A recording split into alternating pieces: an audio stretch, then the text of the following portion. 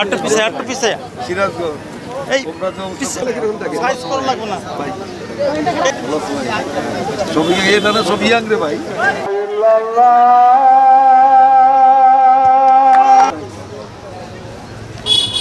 আজকে এই উদ্বোধনী খেলা, এই উদ্বোধনী খেলা অংশগ্রহণ করছে চৌহালি সিরাজগঞ্জ সদর এবং ভুয়াপুর, টাঙ্গাইল ভুয়াপুর উপজেলা। তা আমরা অত্যন্ত আনন্দিত। আপনারা জানেন যে বর্তমান প্রেক্ষাপটে যে আমাদের দল থেকে বিশেষ করে আমাদের নেতা জনাব তারেক রহমান, বিএনপির ভারপ্রাপ্ত চেয়ারম্যান, তিনি খেলাধুলার উপর নজর দিয়েছেন এবং তরুণ সমাজ যাতে মাদকাসক্ত এবং সন্ত্রাস থেকে ফিরে এসে খেলাধুলা, শিক্ষার পাশাপাশি লেখাপড়ার পাশাপাশি খেলাধুলায় মনোযোগ দেয়, সেজন্য কিন্তু তিনি খেলাধুলার প্রতি উৎসাহিত। তার ওই ধারাবাহিকতায় আমরাও এই রূপালী যুব সংঘকে খেলাধুলায় উৎসাহিত করেছি।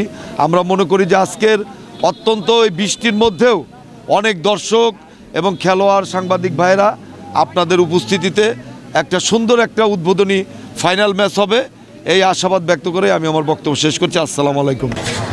আর ভাই তারা করার কি আছে আর দিয়ে যাবে